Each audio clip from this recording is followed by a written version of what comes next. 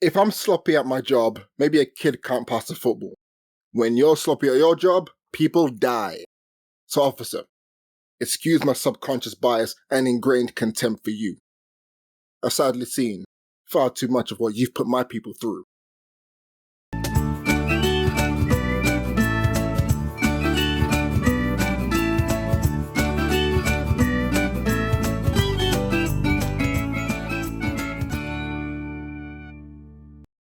That's that. That's an original, surely. That is very much an original. Yes, I got it this time. I put the phone on the bed and it just slid straight off. I was like, cool. It was enough for the KO there too. Chicago. Done. Welcome to Silly Wales. This is a mental health podcast. I nearly said, for some subconscious reason, brought to you by Manscaped. Oh, no. It was nearly because I think they're doing a new ad rollout. So I've seen a few like offers and all that stuff as well. As in like advertising offers and things like that. And I was just like, wait a second. Every single person right now is sponsored by Manscaped and they're doing the whole ad bit. It's quite crazy. You can see when brands are like doing their ads up again for the new like season as we lead into Christmas and all that stuff now. Yeah, just to add to this whole thing, we're not sponsored by anyone. I just want to clearly point that out before we continue. No, we're not. Yet. Give us time and we will sell out. Alex will sell out on you. I don't think you understand. Okay, right now, because like, yeah. Again, we have a small-ish audience here. Okay, so they'll all be like, we were with them since day one, and now they've changed. When we have a small to medium audience,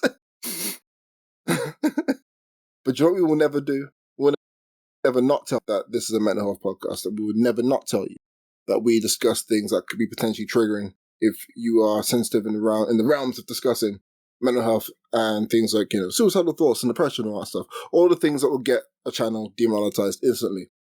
We won't hunt you down. This podcast is for everyone. But it might not be for you, and that is okay. That's that. How was your week, Joe?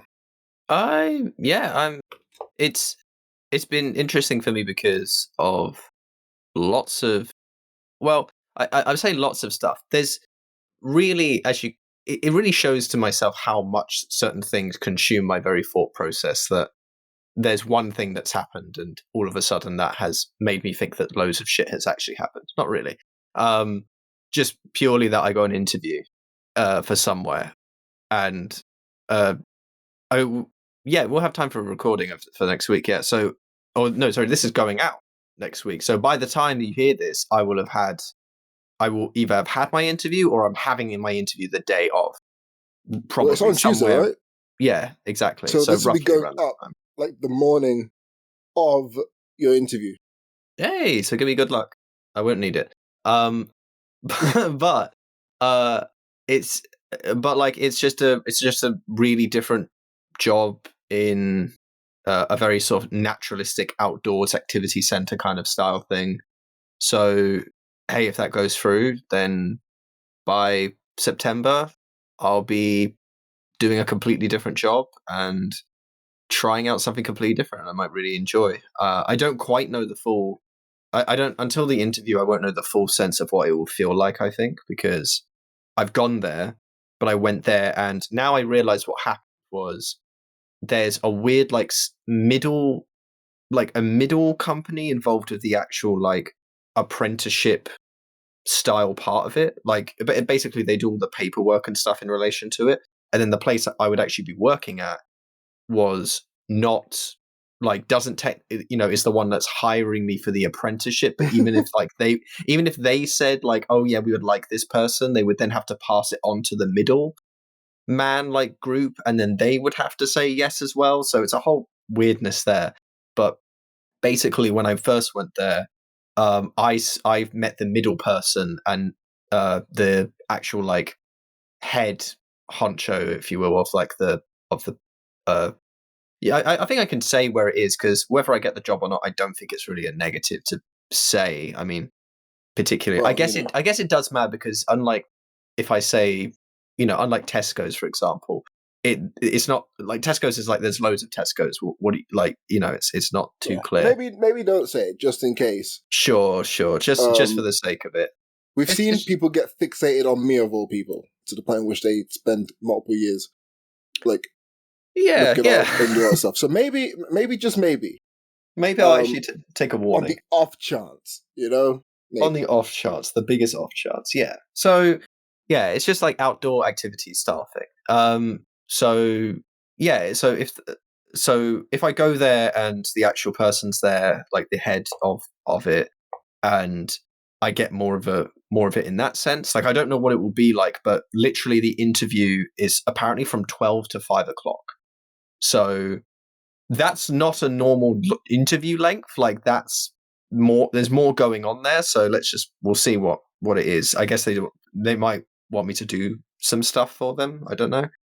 I'm pretty sure it is 12 to 5 and not arrive between 12 to 5. I'm pretty sure it's from 12 to 5 I'll be there. So we'll see. But yeah, that's been a big thing.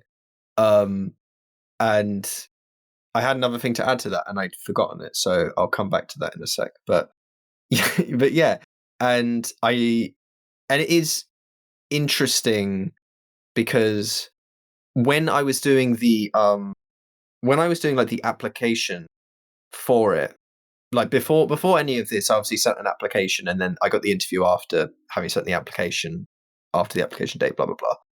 And they asked me to put at one point they said like, do you have a disability of any kind, including XYZ in relation to sort of like, like learning or stuff like that. You know what I mean? Like they asked me if I had a disability and I put down autism, and I naturally push towards that. Mostly, if I'm going to be honest, I mostly do that because I want it recognized more than I want it to actually really affect anything as part of a job. I think I talked to you about this before, that when I went to like Tesco's, and when I go to anywhere, like I if there's anything like that, I put that down. And it's normally just because I want it to be kind of legally understood before the job application that that's a thing, and I have this diagnosis, so there's no reason for me not to like kind of say it, so that at some, in relation to like government like things around it, it will, if it matters, it will matter, right? Yeah. But what was funny was I put that down, and then like I think 2 lines down from there, because I think the line under it was, is there anything that you would like clearly need? And I didn't put anything. But then underneath it was like, do you suffer from like depression, anxiety, and like stuff like that? And I was like, that's an interesting question. Like that, like it suddenly sort of occurred to me that I'm not quite sure how to answer that properly at this point in my life. In what way? Like, as in, like you don't know why you, like, if you answer it, there'll be a stigma attached, or you don't know whether you have those two things? I think so. It's not about the stigma. I think I just kind of don't have that perspective and personal like feeling around it. So I think that's one of the big differences between you and me specifically, is that I just don't have that sense of that experience yet. And I still haven't come across people who have like made a negative thing that I've ever said anything like that. So I think that's a big aspect that I just don't kind of like respond in any way in that sense. For me, it's actually more an over analyzing of my own mental health. Because there was a point in my life where I absolutely would have said, I have generalized anxiety when I absolutely had generalized anxiety disorder, GAD or AOGAD, and like depression, and I think I would have described it as like, I don't think, is it moderate, severe, or is it there like one in between? I forget if there's like a particular, like, I know there's like there's like light rankings of like levels of depression or whatever, but I would have put it that quite a lot of the time it was severe, and then it was maybe like slightly less than that on occasion, but like very rarely.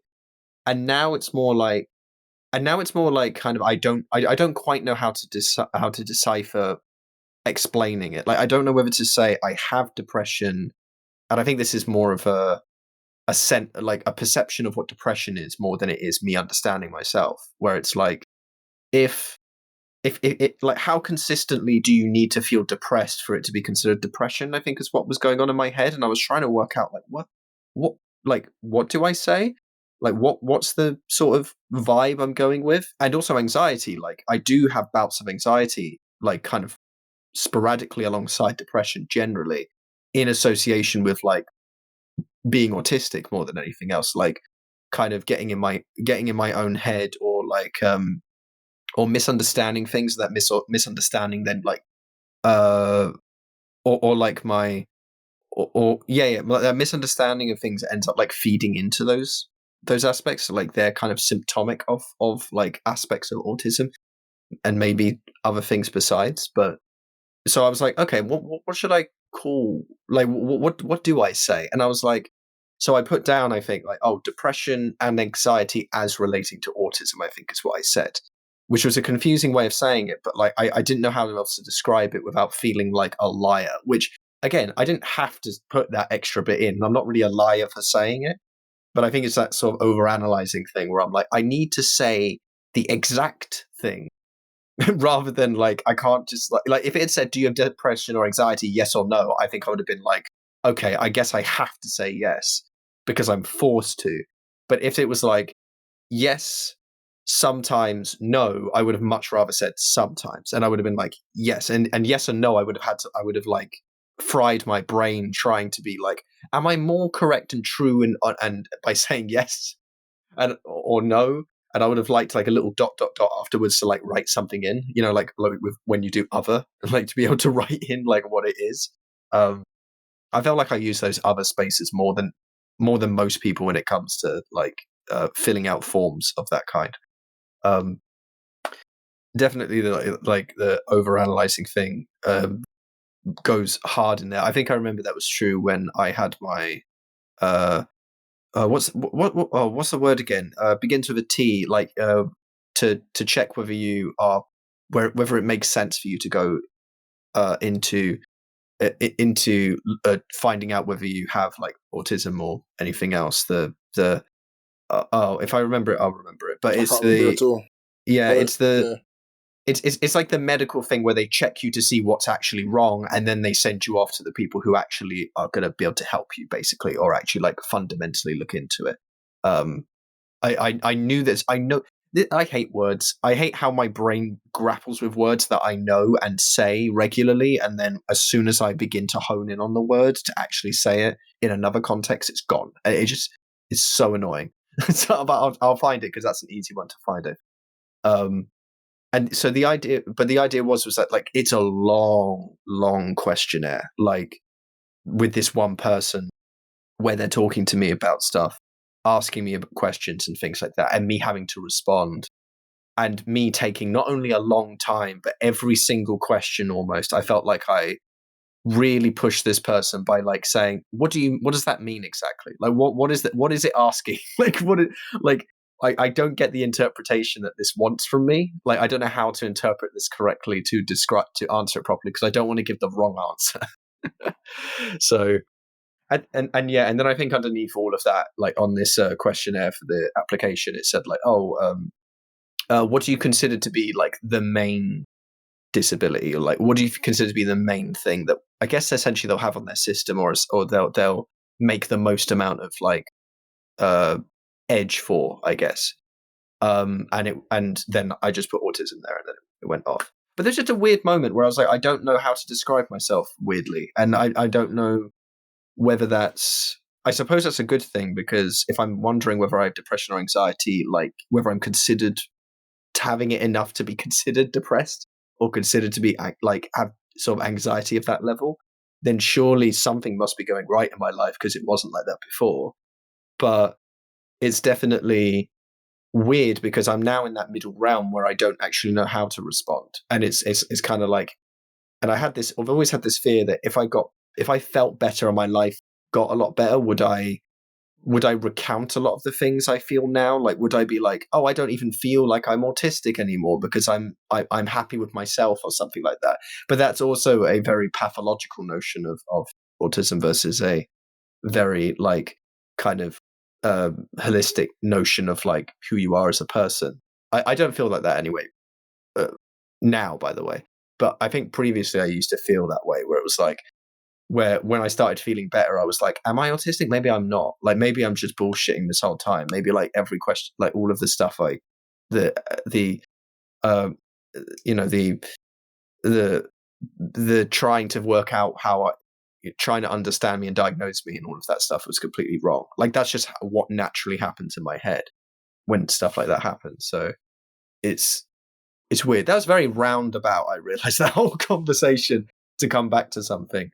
But it just, those two things, like the interview date coming up and that, like, made a sort of, had like a big influence on me, because I was just thinking about, again, how it sort of relates to jobs, and when you don't know someone but you're having to explain how you are to someone, how do you do that? They might even ask me questions about it, and I don't know. So maybe this is all useful to be talking out loud to myself and thinking about it. But it's an interesting is a strong word. It is a conversation and discussion that I'm having with myself, I feel. That's definitely taking over my mind a little bit here and there. You good, fam? Yeah, I'm good. No, I thought you had more to say. No, I was chilling. Because like it ended, I felt like it ended on a comma rather than a full stop. Oh, I thought I made a full stop. I apologize. Sorry. I was like, oh, okay. I was like, cool. I thought I punctuated it well. I don't know. My spag is off, apparently. That's the first time ever, like, that's happened. I've been like, is this a lead on? Are you going to say something else? Oh, I always mute myself after I stop talking, so that there's like a visual cue just in case. Like, yeah. So I was like, oh, okay. Also, I was like, did I mishear him? Maybe he said, maybe he asked a question. Like, maybe I failed. Oh no, two failures in a room together, believing they failed. Like, you know. Yeah. We record on Fridays now. This is purely accidental. I have sparring on Fridays, which means you're always going to get like a, how did it go? I don't know. I feel like I'm still better than I was like last week. But yeah. Jesus, I just like, it's not even, the sparring wasn't important. I stayed for the fitness class afterwards. Like, I always tell myself, don't stay for fitness class. You don't need to go to fitness class. You're fine. And then, like, I'll see everyone else taking part. And I don't care who's taking part, because I barely know any of these people. But the idea of they're taking part and they're doing extra, I'm like, what's stopping me from doing extra? I'm really tired. I have to record the show. I'm really tired. I have to work tomorrow. Yeah, you got work on the weekends. So these are all things that are stopping me. Still end up there somehow. Mm-hmm. And I was like, why am I doing this? Could barely lift my knee up to check a non-existent other leg kick or whatever. Check the kick and then do the knee. I was running around in circles doing that, and then like throw teeps while you're moving around the room. Like, oh god. I get what you mean now. You said fitness class, and I was like, what does he mean? Because to me, a fitness class is something I associate with like a leisure center gym where there's those sorts of classes. But I know what you're talking about now, because I've obviously seen videos in like Thai boxing and stuff. Muay Thai fitness class. So like, it's conditioning. Probably would be a better word for it. Yeah. Like, you know, I had 3 teeps in a row. And I make noise. Breathe. Change foot. And then 20 squat jumps. I'm like, oh. That's rough. It's really funny because like my cardio is terrible, but I can do like 100 squat jumps, 100 burpees, all that stuff, just from professional wrestling. like someone says, give me 400 squats. I'm like, cool, easy. Mm-hmm. But jog for the length of like London Bridge, nah. Like, how long is London Bridge? Not long. You mean Tower Bridge, right? Bridge, I don't know why I said you mean Tower Bridge. London Bridge is a thing, so I'm not sure why I said I don't know. You mean Tower Bridge. Yeah, you mean the other bridge, the significantly smaller bridge, right? That one, yeah. No, I literally in my head I was like, you said London Bridge, and then I thought in my head Tower Bridge, and I was like, oh wait, no, he means Tower Bridge because that's what the name of it is. And I'm like, no, but he said London Bridge. So why am I thinking Tower Bridge? Because like you're like, do you know what? I can make this better. I think you want to change it. It's because Tower Bridge is fundamentally much more visually, aesthetically, like, you know, like it's just aesthetically a much more visual image. So I think I just used that and then thought, oh, he made the mistake that people make, where it's like, no, I made the mistake by thinking Tower Bridge when someone said London Bridge, and that's the problem. Oh my god, I'm an asshole. See, I was trying to look up how long it takes to walk the length of London Bridge, right? And I'm getting hikes from the Thames Bridge trek, like finish Okay, times 4 to 7 hours. Me and my dad should do that actually. That was a wonderful thing.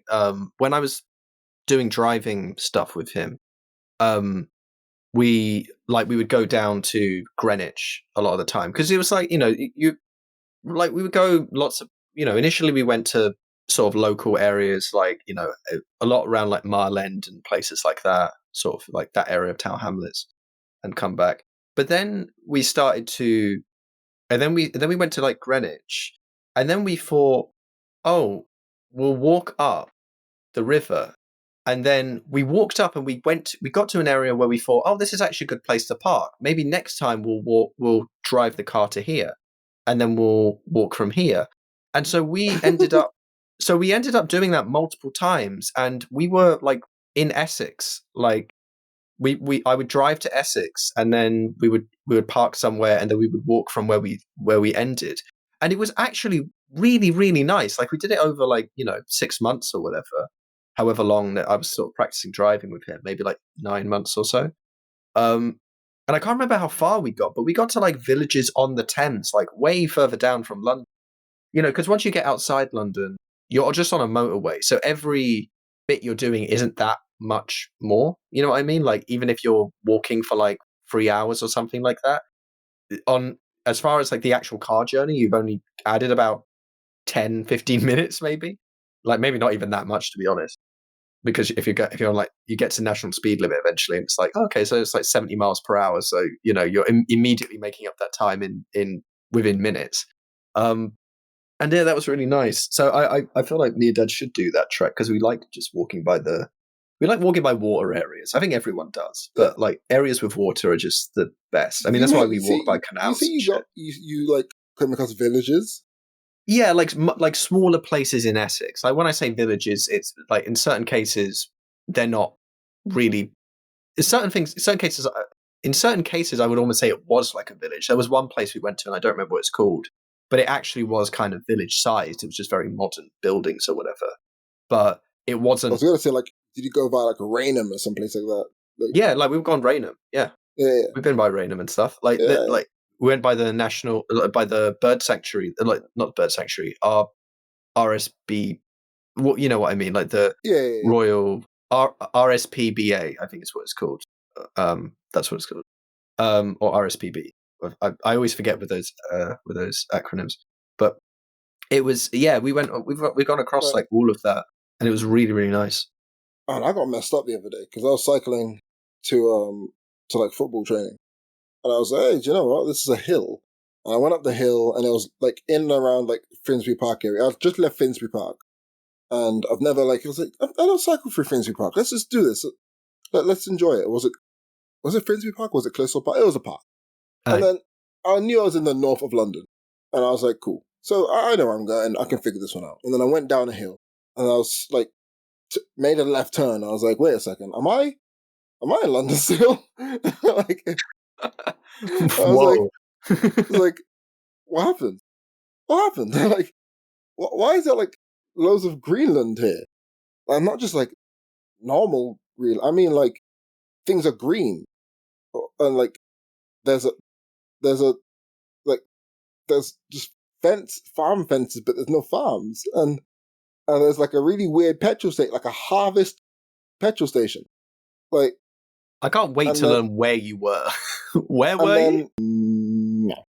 Yeah, so then I just like this idyllic place, and then people are like just walking up the road, and there was just like old style houses, and then I cycled up the road, and then like next thing I know, I'm literally on like the road before like Camden Town, like one of the roads near there, and I was like, so I was right near Archway and not Archway, Tufnell Park. So I was right near where I needed to be, but I was like, Yeah. this whole like the whole area was different, and I was like, this might not be London. I might have like went for a portal, like like maybe I've went back in time and I didn't know, and everyone there was white. So maybe like I'm actually in 1940 something. Like the Blitz is happening, and everyone's like, "What? How is he I on don't. a? That's a weird bike." I don't know if London at that point was better than it is now. To be perfectly honest, like I don't know if it was more countryside then than it is now. I could be wrong, but I feel like there was a certain point where London was shittier than it was. Maybe not World War II though. Maybe you're right. Maybe about World War II is the correct amount to go back Like to. well, the houses, like some of the houses were like wooden. I was like, oof. Whoa. Okay. Yeah, that's weird. Like there was one house that was like built very well, and it was like an old, like wooden, like rustic looking house. Like, or maybe that was just the effect the house had. Maybe it was made of concrete. But that was the thing. That was the thing. Yeah. So I also I found this app, and it's called Swing, and they have these boxes in like Finsbury Park, Crystal Park, and other parks, right? And I've not signed up to it yet, but in the box has like a set of dumbbells and 4 kettlebells, and it's free. So you just give like your ID in, which definitely means you're going to sell it to Russia, and then like you press the button and it opens up, and then you can use the bench, which is the box, and you can use the weights as you want, and then you put them back in, and then you go. Oh, okay. It's a free gym. It's like a free, and they have it at like all the outdoor gyms. I was like, oh, it's a gym. How do they prevent people from stealing stuff? I don't know, but I guess like, oh, they have their ID, right? So if I don't know, you're the last person, and they're not there, Oh, I then suppose that's true. Yeah. we're gonna come to your door, and as you can tell by my yawn, the fatigue hit me for a second there. But they're gonna come to your door, and they're gonna just be like, "Yo, you have our stuff. We like our stuff," you know. But yeah, aside from that, it's been a very, very, very base level week. it Disappearing to Sweden. Oh, that's it. I might, like, yeah. It's the thing. Here's the is the thing. Okay, thing. Oh yeah. Give okay. it to me. Sometimes people just like today, like, yeah. This week I got cited at work. In an email, someone said, "I'm disappointed to see that you haven't completed this task that I set for you to be done, and I set it for you on the 10th of June." And she tagged in the head teacher, tagged in another member of like the leadership. Now here's the thing, okay? You can dislike me for a variety of reasons. You can. But if you ever try and take food off my plate, that means that I have to then come for you, because that is every rapper's go-to saying. If you take food off my plate, I'm going to end you. And that for me is the thing that I can relate to with rappers the most, right? You can do whatever, say whatever, do whatever. But if you try and take and affect, how I earn money, now we have a problem. So I was like, here's the thing. This isn't even my concern. This isn't my like only job to do here. And then she also made a point that I didn't get some data, like that was requested apparently. Now this data was requested, but there was no deadline on it. And on the list of priorities, it's not that high. It's not that high. So, I just sent a detailed bullet pointed email. And it's bad when someone bullet points why you're wrong. Like, here's a bullet point. Boom. This is why this information wasn't done. Boom. Here's the information here. You just didn't look because you're fucking blind. Boom.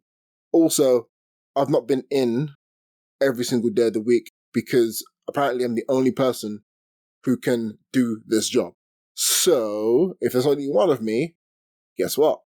The little admin task that you want me to do ain't gonna happen. Bullet point.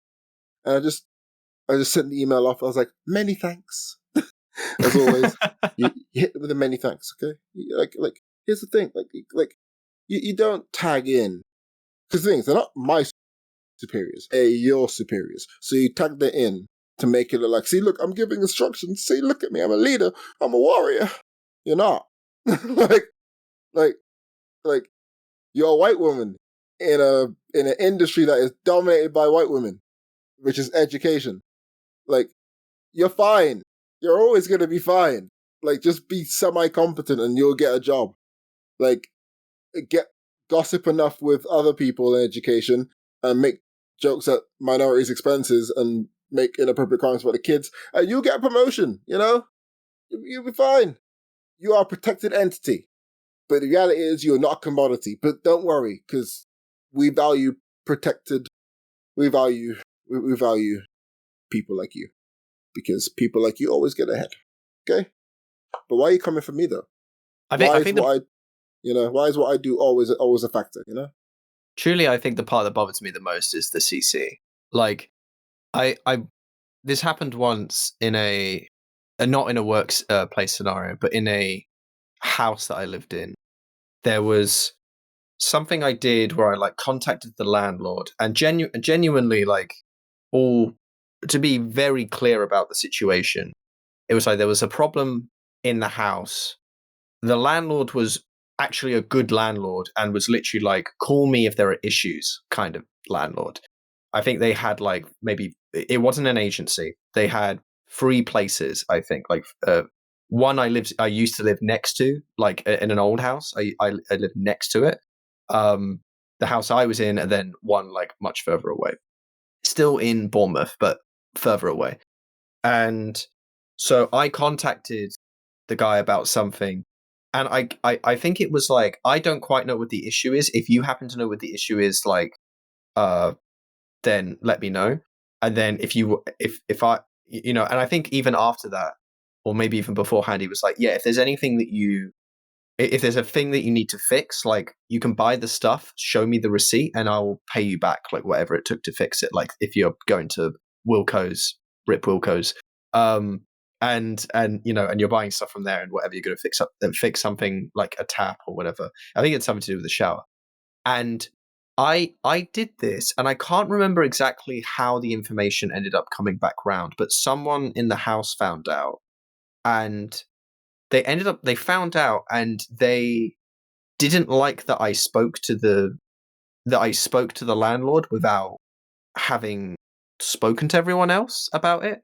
And I was like, well, this isn't like a demand I'm asking. This is just like, hey, this is a thing that's wrong in not two of the people in the house's bathroom. It's in my bathroom and one other person. And we've talked about how it's annoying. So I just sent off a message anyway. They then found out, and instead of like coming to me in real life or sending me a message, made a message in the group chat for the house. There's only 4 people, by the way, but like decided that it was better to put the message in the group chat and flame me for it there. And then one other person came in like very quickly afterwards. And quite clearly there had been some communication between these 2 outside of the group chat. And then this second person came in like kind of like, yeah, I think this is also a bad thing or whatever. And I'm like, hold on. Like, firstly, there is nothing wrong with what's happened here. Like, there are many moments where living with people, in uni, like where this was technically prior to like me having an autism diagnosis, but even before that, but like this was also during the period in which I was like triaged. That's the word I was looking for earlier. Between being triaged, this was between being triaged and diagnosed. So there was actually like a period of like, okay, I'm learning about this, so maybe this relates to me. And I was being very introspective and trying to do it in like if I learn as much, if try to understand this as scientifically as possible, and not just scientifically, but try to understand this as openly as possible, then I can begin to, then that makes it easier for me to understand myself, kind of thing, like not to obfuscate it whatsoever. So I was very much in that space, and I was like, right, I swear there is nothing I've done wrong here. Like I was looking at what I did, I like looked over it, I looked at the message I sent specifically, I was like, there is nothing wrong. And truly, if someone else had done that in the house, I would have taken no offense. But apparently the bother was the bother I began to understand was that people were like, what's the word for it?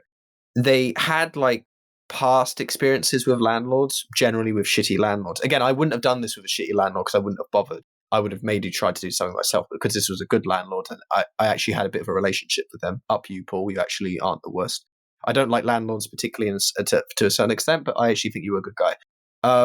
Like, and he was, and um, he had done good things in the past, like no issue, and they just wanted to make sure that any communication from anyone in the house was understood by everyone in the house and everyone agreed upon it before it went to a landlord, because they've had like bad landlords in the past where they react negatively or like do dumb shit in relation to someone acting out, or even just someone asking for a simple request.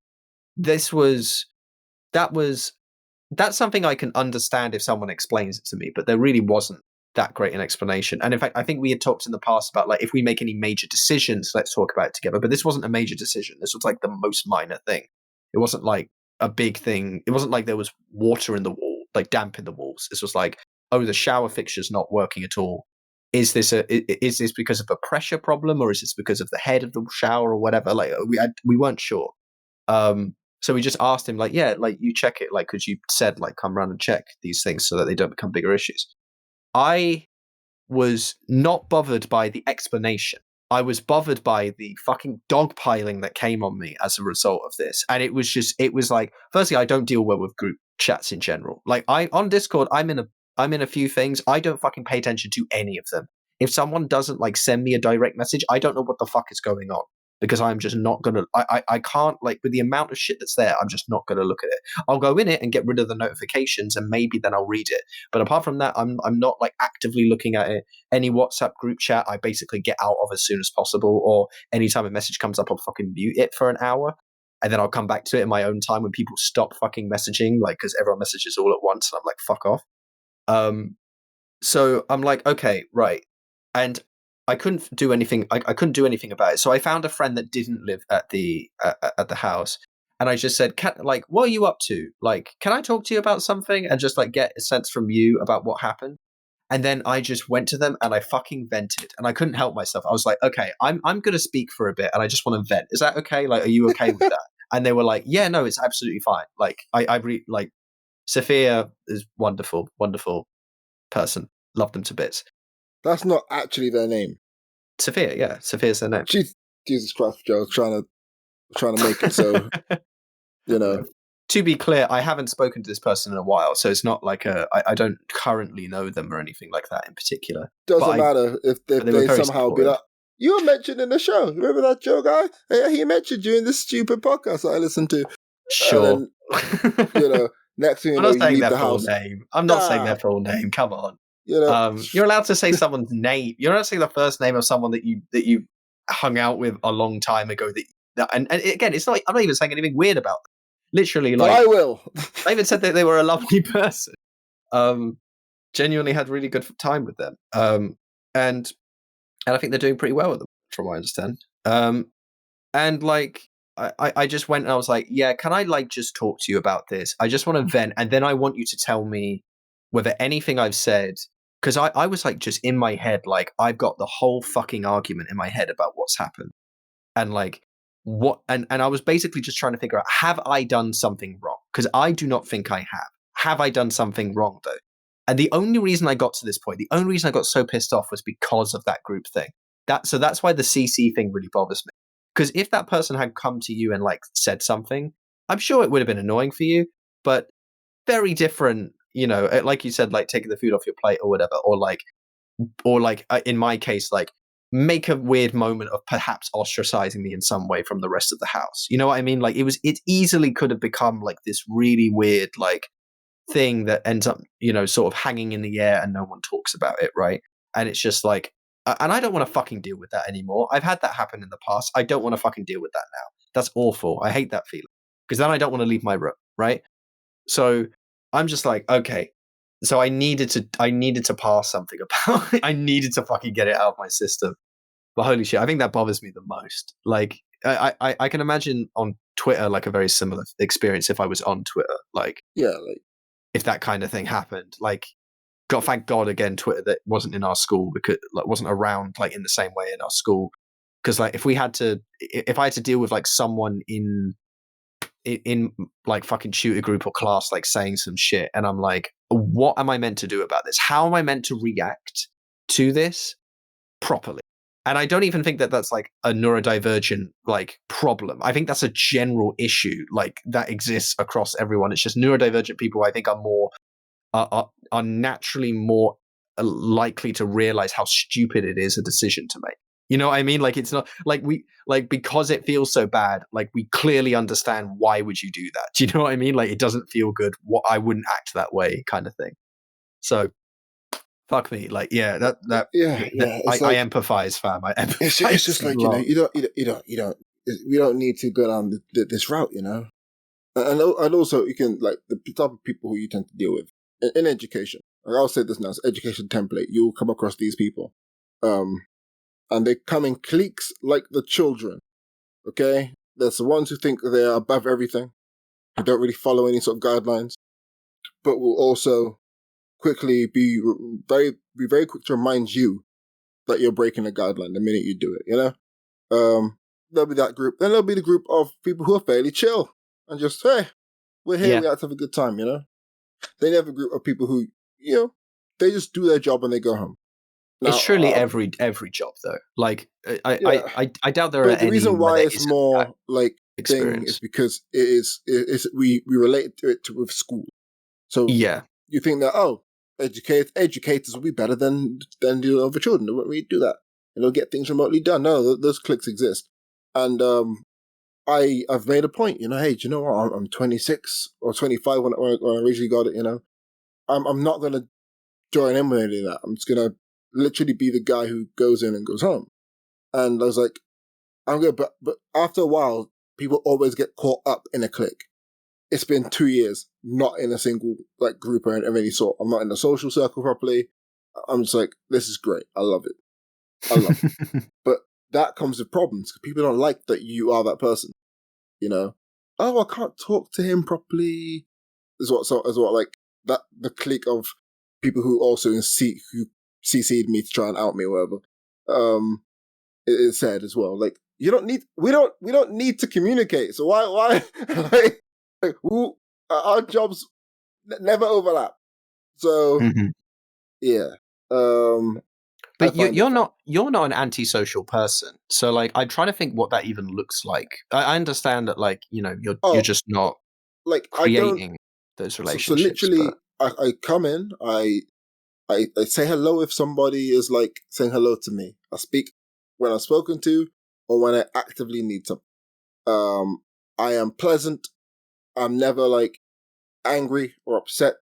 Um, my my tone is literally low. Like this is my voice. I work very professional voice. You know, I say very little. I'm very basic. You know, I people might think I'm simple. No, I'm simplifying it for you. And I just make it what I somewhat clear, and I throw in a little bit of humor, but it's a really like base level, like water cooler conversation. Mhm. Water cooler? That's it's called. I don't know. Yeah, yeah. Anyway, That's the you American know, I'm term. yeah. And I was like, cool. That's that. It's wildly different because I had like, a friend meet me outside of work, and they saw me talking to someone. They were like, "Why do you talk as if you're writing an essay?" And I was like, "Because that way, nothing can be confused. Like it's just yeah." I was like, "Also, you walk really weird. You act really weird." I'm like, "No, I don't. You just see me in a different light, which is completely different to how like I'm like it's just so much easier that way. No one can make up anything. No one can like. Oh, we haven't seen him at all today. For all they know, I could just not even be in the building. But he's like, oh, he's like, could be probably in the staff room, sat in a corner with his laptop. Yeah, you know, and that's what it is. Being very quiet, which is weird. It's very weird. Hmm. I wonder how many people experience that. I feel like everyone does, really. Experience Like what? Like no, I guess that's not true. What I mean is I wonder how many people, especially if they're uh, especially if they're neurodivergent and they want a bit of space. I wonder how many people get that sort of that stigma around them in a workplace. I think it probably happens a lot, right? Yeah, like I think We're not what talking tends too to much happen. about workplace culture on this, but it's kind of a big deal, really. Yeah, it is. I feel like it's a separate video, Yeah, a it could separate be. Yeah. thing. Um, Here's the thing: like people don't know I'm neurodivergent. It's not a big thing in who I am. It's not a very Hmm. obvious thing. It never will be. Like people only know because I tell people. Um, no one at my work knows, and they will never know. People might guess it, but here's the sad reality of it, right?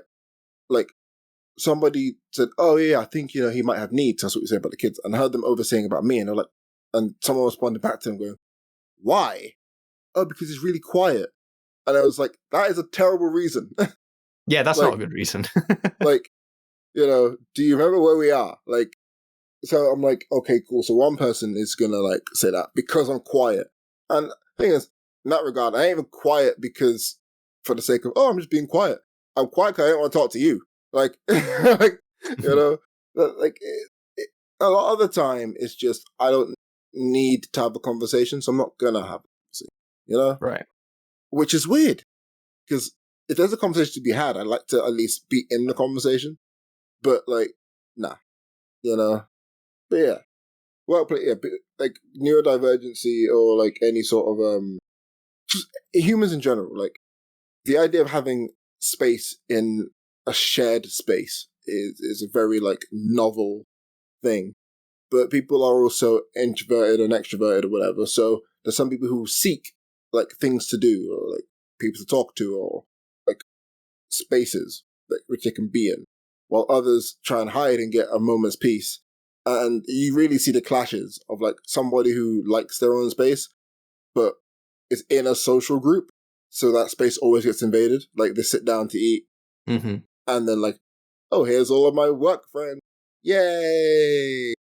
And it's like, I see that a lot, and I'm like, no one entrusts me during ever, like because I've had the headphones in, I've set their own culture of like, yeah, I'm like people. Someone's like, I think an agency staff like came up to me and was like, "Oh, what are you watching?" And I was like, "Muay Thai," legitimately because I was while eating a microwave macaroni and cheese. Yeah. Like that sounds depressing as hell. And she was like, "Oh, what is that?" And I was like, oof. And I think that's the first and only time I've ever accidentally like shown emotion at work. I had the look of, "Oof, this is gonna be a conversation, isn't it?" like, oof. And I was like, it's a martial art where like, it's the national like main thing of Thailand. It's like it's a cool thing. So how long like, have you been watching it? I was like, here's the thing, I'm also a dickhead. So I'm like, I want her to know that I'm doing it. Because Oh yeah, yeah, I of could be course. like, I want to get, I also want to, like, it's the inner professional wrestler in me. I need to get my shit in, okay? like, I need to do all my moves. But there's no reason for me to, but I still end up going, yeah, I've been doing it for like, 6 months now, but I've been watching it for a little bit longer. Oh, you do it. And I was like, what? In my head, I'm like, why, why am I setting myself up for this? And I I was know. like, I feel like it's obvious where it goes from what you're saying. it's just a So longer conversation, like yeah, until lunch was over. I was like, now I've cold macaroni cheese and like, and I just feel like I was like, oh, but you know what? It's fine. Once in 2 years is fine. Okay. like, yeah. I feel like I'm very much not like you in that way. Like I'm definitely in moments where I am listening to something or like YouTube or whatever, like being on my phone. The the one thing I'll say is like initially I'm kind of like I'm a bit harsher, I think, because I've been like transported to this world I'm now residing in my head, like with this with my phone, and then something is coming in, and I'm trying to like I'm actively trying to sort of get away from my phone, but I'm not able to do that so easily because I'm like somewhat, because of sort of addictively sort of transfixed to it. So there's an element of that where I guess I'm a little bit more like, where I feel a little bit more like, oh, leave me alone. But generally speaking, I think if I was in a room and someone was like being conversational with me, and if I was responding and they were acting more conversationally, I think my general feeling is I'm going to now talk. I want to actively talk and start talking about stuff because I don't know. I maybe that's just that's the social side of me, I guess, that exists. But it sometimes uh, I sometimes can't tap into it depending on the moment or context, particularly. But I feel like in that sense, in a workplace environment, again, to be fair, I've never worked in a job where everyone has like their break at the same time. As weird as that is, like, but I haven't. Um, so so conversations kind of happen very differently in my job, where it's like it always happens in the back room, or it happened like in the back, not on the shop floor, or it happens Yeah. you know, when there happens to be two people on their break, but breaks aren't always that long. So there's like a certain amount of chat, but there's also a certain amount of like, yeah, but we also need to get on. So there's never and it's always like, oh, I'm finishing in 10 minutes. You've just started. You know what I mean? Like we're not on at the same time because they very rarely try and do that. Very rarely are people actually on break at the same time in many cases. Yeah, like same with school though. Like certain people will be on break time duty, or certain people be on break, and then that whole like switch up there. It's Oh, like that's true always, as well. Yeah. yeah. Like so, even then, like I'm very much a like like I've seen you develop from being like the white kid who might commit an atrocity, a school shooting, Mm-hmm. to hunting conversation. Like I've seen you develop that. So it's like, and I've also seen like that as a perceptive side, like people viewing you as an extroverted character. So like we've seen that social development. So yeah, there's a fundamental difference where once I'm in a conversation, if the conversation's fun, I will stay in the conversation. But I naturally don't want conversation. So like it comes across really douchey. It's just more like a hey. If you're asking me about something cool and good and like something I actually want to talk about, then great. If it's like a how was your week? I'm gonna struggle, like because like I don't want to tell you my week properly because I recorded my podcast. What's your podcast about? I don't want to tell you about Silly Whales because no, um, like I don't tell any. No one from work knows I do poetry or have a podcast or even was a professional wrestler, which would be hilarious. Like I'm like that's quite funny. Mm. Like from any, I've like astroturfed a lot of things about me. Like I'm like, there's got to be more about me to talk about than just like one what I used to do, what I still do. Like what happened in your week? I've got to do something more interesting. Like Muay Thai is one, but also like it's got to be something else for sure. There's more to talk about. Like, but I just in general don't really. Yeah, I'm not a conversation person. It was a mistake letting this cat in this room. Yeah. Nah, let him chill. Let him chill. No, he's crying to go out after crying for 4 hours to get in. Okay, no problem. Now, this is why, like, see, I'm not saying Kurt Zuma was justified in his action, but, But I'm making a point. I'm making a point. But yeah, is that it? no, I actually have one more thing that I wanted to talk about because I think this is Yeah. actually starting to hit like an interesting area in a way. It is the thing I mentioned before we started recording, about sort of family stuff. So very recently, I say very recently, like in like a long standing way. Last weekend, so what, 5 days ago, 6 days ago, 7 days ago, that sort of time period. There was my brother was back home to see my mum and dad and stuff like that, and like chill out, do some stuff. And I called them during like I think the Friday evening or something like that, or maybe the Saturday evening, and we had like a little loudspeaker phone conversation, which was nice. Like I actually like having phone conversations a lot with people, and like being there as part of a conversation, to talk about stuff. My dad left at a certain point through it, and it was just me, mum, and Eamon. And we started getting on to like family members, and particularly family members that were, like my granddad, my great gran. Like, some of these people are dead, some of these people are alive.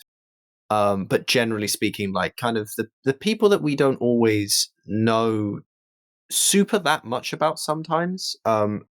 Especially because my grandparents are, I don't think they're necessarily old for my age, but I feel like they're up there, like my last living grandparent is my granddad, who's 95 this year, and I'm only 27. So, it's like that's a 68-year gap between me and my granddad, 67 at some point. Yeah, actually it's more like 67. But that's a long period of time.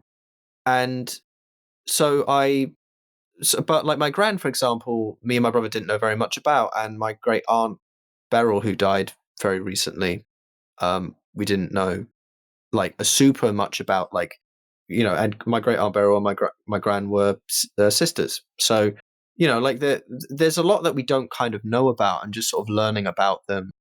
And it was really interesting because I feel like my mum has had a much, like, since my sort of diagnosis, my mum's been quite good in trying to learn and understand certain things to try and support me, or just kind of learning herself. And she works in the NHS, and so she actually ends up meeting people on occasion who, have like particular needs.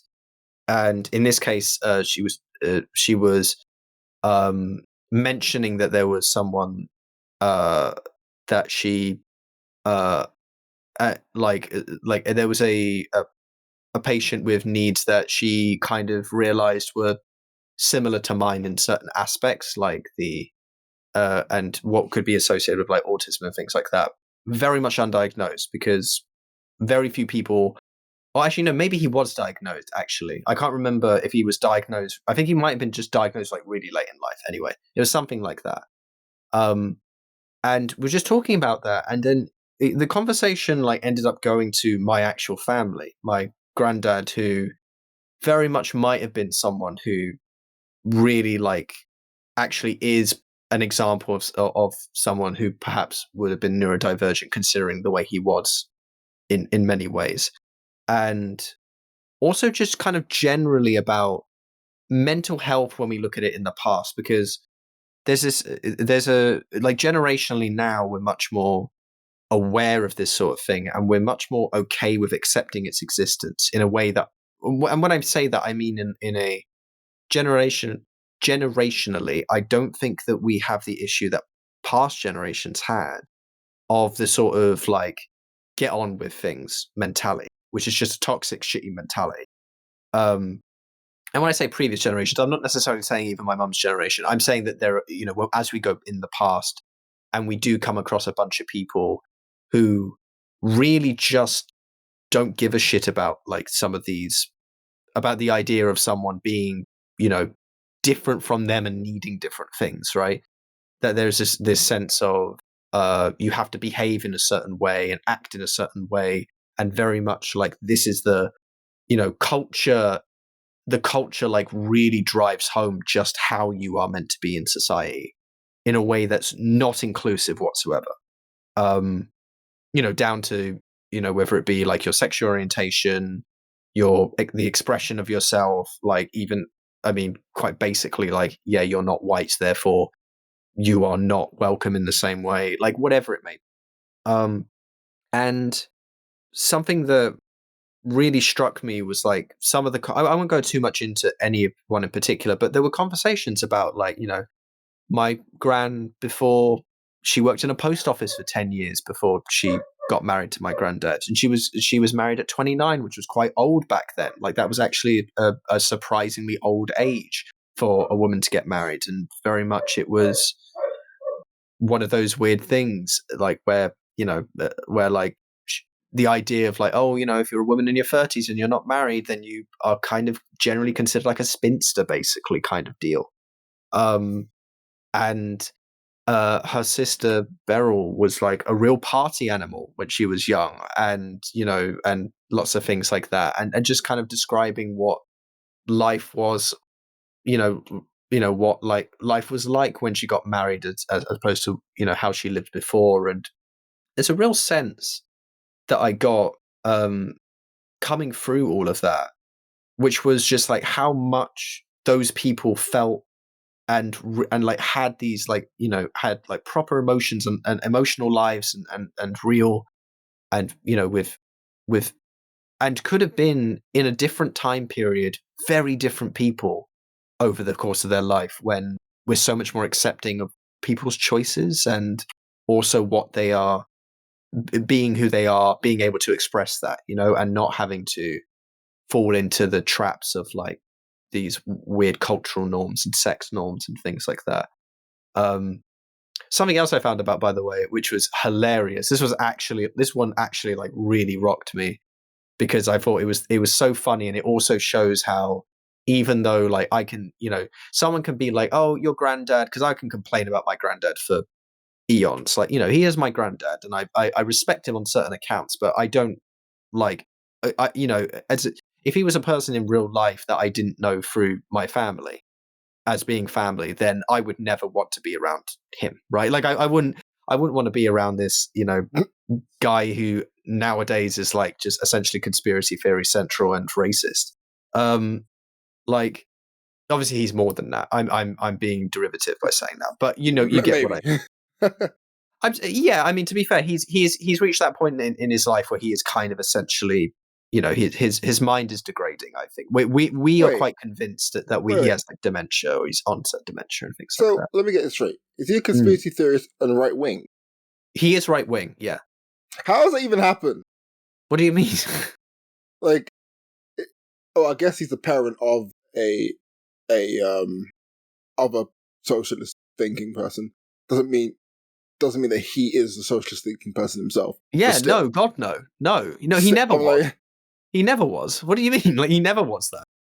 Fair. If anything, he was like a right wing anarchist. Is like the close. He was like a libertarian essentially in the way he thinks. Like that's kind of who he. That's like the closest thing I could probably say. He's like right wing libertarian for the most part. Although he's very, but he's very anti-conservative though. Like he doesn't like the conservatives, but he is very much like a right wing a libertarian. Not lib. That has different connotations. Fair enough.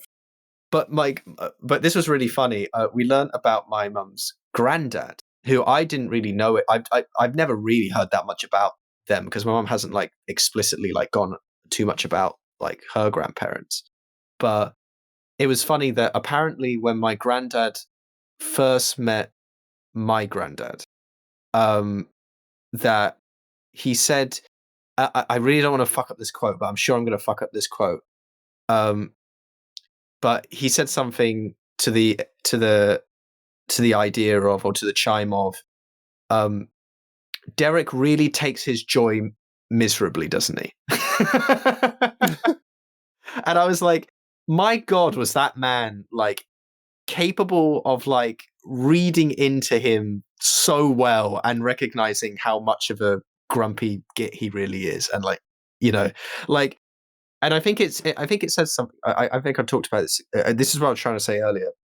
For all of the shit that people like could say, like for all the things I could say about my granddad, and people, I know when people talk about people like in the past, so to speak, like people born of a time in the past, there's a lot of this idea of, yeah, but it's the ideas they had, the beliefs they had, or the way that they are, that's just of the times. And it's like, no, it isn't, because people aren't always like that. And from the sounds of it, from what my mum was saying, her granddad was not like that. Like her granddad was a lovely individual. And it's like, no.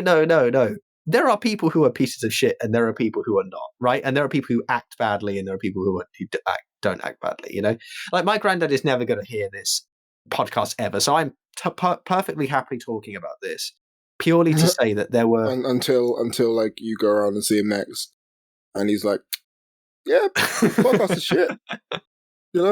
he doesn't have a computer. It doesn't, I mean, he does technically. He doesn't use it. I think he tried using it for programming, but he can't program. Yeah, I feel like he needs a computer, man. If there's a smart TV, Alexa, play Silly Whales. I mean, if he put on the podcast, he probably wouldn't be able to fucking hear us because Alexa, stop. Stop. And but like, there was a time period not in my life, but in my mum's life, like when she was young, where her and her sister told my gran, my auntie and my mum told my gran, like, leave him, don't stay with him, kind of thing. Like that was that they didn't like him at all. And apparently, if he didn't, so what happened, I'm just going to like end on this, but I just want to make a point about how I don't want this to be the last thing, but then I'll end it by kind of with my final wrap up. But like if he remained this exact same that he was previously, as he was after he had like bowel cancer and had like huge surgery and things like that, which meant he was in hospital for a long time. This happened in my life because I have a very, very minor memory of seeing him in a bed, like in a hospital bed. I might have been like 4 or something like that, like really young. My brother was probably a baby or not born. Like it might have been like when I was 3 years old or something. His behavior changed a lot, essentially, at least for a period of time, where he was much more kind of friendly, let's just say that, like a lot nicer generally, and a lot more kind of forgiving, I think, because he had this like very strong shock to his system, basically, that made him maybe a bit more grateful. I don't know. I can't like speak for him, right? But that was kind of the explanation for his behavior change, to a certain extent, and why me and my brother could have a relationship, because my mum was totally convinced that we would never meet, essentially, that we were not going to have a relationship with him like that because of the way that he was then, and that she wouldn't want to see him. And the whole conflict was about like my grandma not being able to see me because my mum and my auntie loved and loved my grandma, but so, very, very real stuff that I'm talking about. So like, within the package of everything, we discussed loads of things about these people. And I think what's interesting is that some of the things really surprised me and my brother. That it really surprised us, some of the things we heard about, like about our grandparents and so on, that kind of, you realize it humanizes them in a certain way, and things you don't know about of people, that especially when they're so out of time with you, you then begin to think, maybe they could have been what they could have been like, and who they could have been, might have been, if they were born today, and things like that, that really kind of, I don't know, like give you a certain texture and understanding about people that I don't think you always get, where you just have these like weird, like, tick boxes of characteristics or aspects about people, and I was, surprised, but also I was really interested, and I really loved hearing those things. Some of these things are like, they're not horrible things, but some of them are like, oh, that would have fundamentally changed my, if I had a view of them before, that has fundamentally changed that view of them as a human being, like, but not in a like in all aspects, but in a way that's like quite important. Like, oh, this person was very different at a certain point in their life, and the person I saw growing up was not like that, And also, I wasn't given all the information that my mum had about some of these individuals, right? About some of these people. That was like, oh, yeah, I had a very different perception. I didn't know about these things. And suffice to say, I do think that we should, if you have children, or I think just younger generations, I think we should be far more explicit and open about, people that they're not going to get that information from otherwise, especially when that information isn't actually really a big deal, or when that information is not something that they're ever going to is ever going to be passed on. I do think it's actually important, just because I think people need to understand that this has always been the case, and we're all kind of, not only are we all people, but we need to understand that we're all very fundamentally interesting at a certain level in a way of being very much, kind of part of the general group, but also very unique in our own different ways. And finding out, oh, that's kind of a member of the family that I didn't expect to be that way, and so on and so forth. And getting a bit more of a texture and understanding and idea about what, about people who have, been come before me, I suppose, in that way. And I, I found it really interesting and fascinating. And I thought it was wonderful to hear those stories and how much it just humanized them. Yeah, just a little thing. It really kind of struck a chord with me. That whole conversation about it, especially because it dunked on my granddad a bit, which I did. My granddad needs dunking on by people other than us, who are the only people who are kind of, having to. Well, I shouldn't say the only people. There are other people in the family also who do, but the only people alive of anyone who's actually going to have to interact with this individual, and so it's kind of nice to hear from the echo of someone I never met, but someone I have some level of connection with, that just oh yeah, he's a grumpy git, isn't it? And the fact that the father-in-law said it, I think is what's quite funny, because normally the father-in-law is the grumpy git, right? So I like the fact that it was the other way around, and he was like, yeah, no, he takes his joy miserably. So yeah, that just kind of cracked me up. But I think if there isn't if there are members of your family maybe who you don't know about, I'm not speaking to you specifically, Alex, I should say, in general, but I mean kind of generically to the audience. If there are people in your family that you are willing to talk about, I should be clear. Some people you don't want to talk about, fair enough, because for different reasons. But if there are people who you feel like you don't know that much about, then ask a few questions and just see what comes up. Because I think the surprising thing is that there's a lot of information we just don't talk about with each other because we don't know what we want to say or do in relation to it, or the conversation, kind of with what you were saying, with a conversation coming up in the, what do you call it, in the staff room or whatever. Sometimes at the beginning of a conversation, you suddenly realize there's way more that you could end up talking about than you initially were expecting from the conversation. And sometimes it goes in good ways because everyone is everyone is aware of these things, and everyone's actually a lot more like you in that they do want to talk about these things. But generally, a lot of the time, people are kind of choosing to be careful about what they say rather than doing so. But sometimes you can crack in there and be like, oh, tell me about this or whatever. And then you find out some shit that you never expected. Like affairs. Yeah. Like Uncle Dave being a pedophile. Oh, no. But yeah, I mean, that can come up. I mean, it's not going to always again. It's not going to always be positive, I should say, I guess. It's not. And sometimes that before going into it. But I always think it's worth. Because you're the victim. Yeah.